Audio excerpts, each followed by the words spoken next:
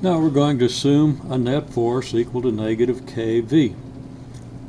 That would correspond, for example, to rolling a ball underwater on a level surface so that there's no force except the force of the drag of the water on the ball, so that the net force is negative k times the velocity. We start the ball off with some velocity, and we're going to immediately get a force working in the direction opposite our velocity, which is going to slow the object down and as a result decrease the net force, which decreases our velocity but not quite as fast as before, and so on. Now, if we want to do this in terms of time, then our velocity is going to be a function of time, and our F net is going to be m dv dt. And that's going to give us our equation, m dv dt equals negative kV. If, on the other hand, we want to analyze this in terms of the position of the object, get the velocity as a function of where it is, then we're going to use the form mv dv dx, and our equation is going to become mv dv dx equals negative kV. So here our dependent variable is going to be time, here our dependent variable is going to be position, and this both solutions are going to describe the motion of the object. It's just that this one will describe it in terms of time, and this will describe it in terms of position. Both equations are easily solved. We separate this equation and we get dv over v equals negative k over mt. Integrating both sides, we get the natural log of the absolute value of v equals, that's k over m dt, equals negative k over mt plus an integration constant. If v is greater than 0,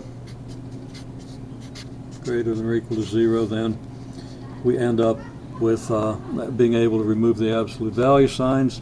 Absolute value of v would just be equal to v.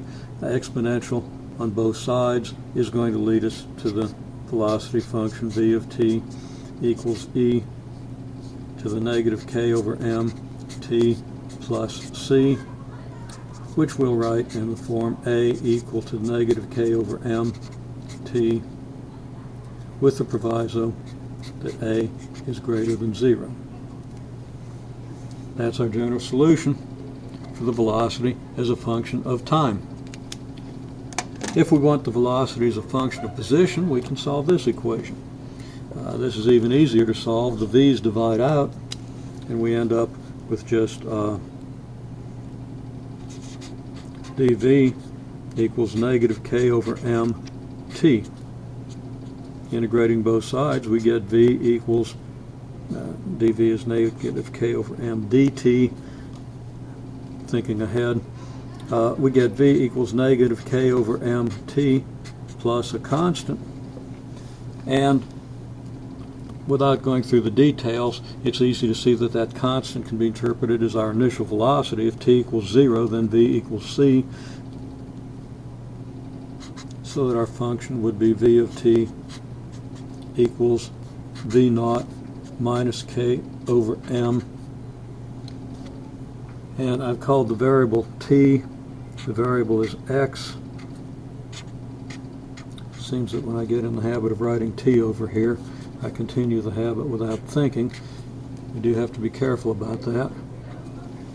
Okay, so v of t is v naught minus k over m times x, and it's v of x, not t. So our velocity function is now given in terms of the position x. This solution is consistent with this solution. We could take the derivative of this velocity function and interpret that derivative in such a way as to agree with this interpretation. I'm not going to go through those details right now, but that might appear as a problem.